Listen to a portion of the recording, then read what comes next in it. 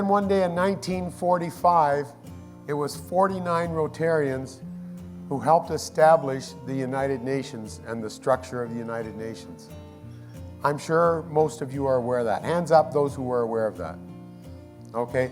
Now, has anybody asked the question, or does anybody know why we got invited to be part of that meeting to begin with? Because of a Rotarian in Nashville, Tennessee. You see, this goes way back further than 1945. It was a Rotarian in Nashville, Tennessee who came up with the idea of International Institutes of Understanding. It was very successful in that area. It spread to Dallas, Texas, to Houston, Texas. And these international institutions of understanding were so successful, they were well known and renowned around the world that Rotary was doing the good work of promoting world peace back in the 1930s. And so when Winston Churchill and President Roosevelt decided to have this United Nations meeting, they said, we have to have Rotary at the table because they're already proving and they know what they're doing. And guess what? It was your very own Rotary Foundation who put up the seed money in the 1930s to support those International Institutes of Understanding. So really, Rotary has written the blueprint even for the United Nations. And when you look at the Charter of the UN and you look at the goals and objectives of Rotary, the meanings are almost identical. And why wouldn't they be? Because it was Rotarians who helped write it. And if you go to Cape Town, South Africa today, and you walk through the parks, you'll find a statue of one of the Rotarians who wrote the first draft of the Charter of the United Nations. So you should be very proud. And that, my friends, is why Rotary, that is why you have official status at the UN. And when you go to meetings there and you sit with the leaders of the UN, they talk to us about being their partners. We're not just a normal affiliate NGO.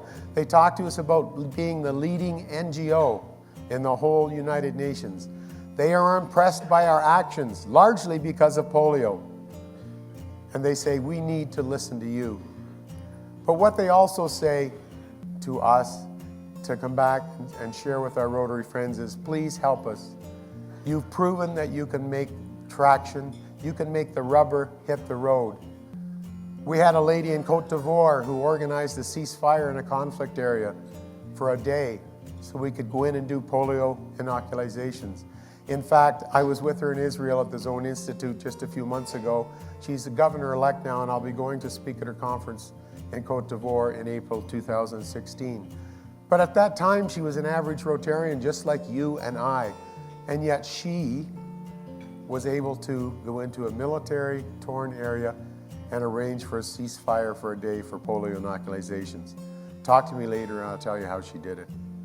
And then we had a ceasefire, we heard about it yesterday when Ravi was introduced, for a weekend into a Tamil Tiger war zone.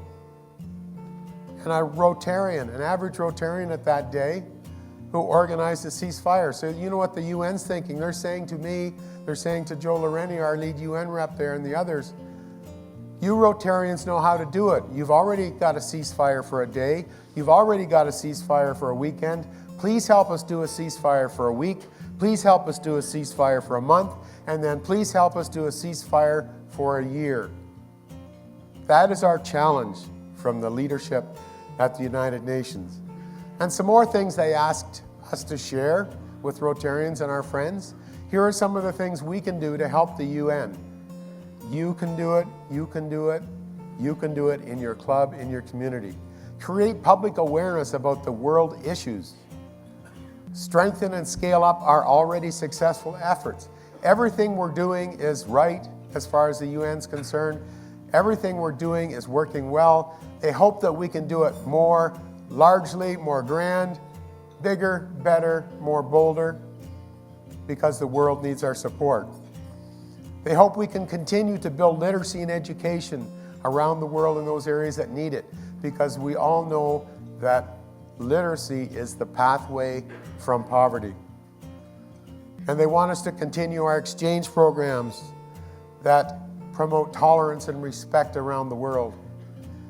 And lastly, and likely most importantly, we need to demand more accountability from our governments and our civil service people and our political leaders, because too many times they're coming out of their summit meetings or their UN meetings and they say what they think the media wants to hear, and then they go home and they don't do anything. And I come from Canada, and Canada is likely one of the poorer ones as well, because we are not living up to our obligations to the international world that we've committed to. In fact, right now, Canada is at less than half of what we committed to. And I'm sure that similar ones are in the US, but we need to take a hold of this. You and I have a power to make a difference through our elected representatives if we only take control of it and start speaking up.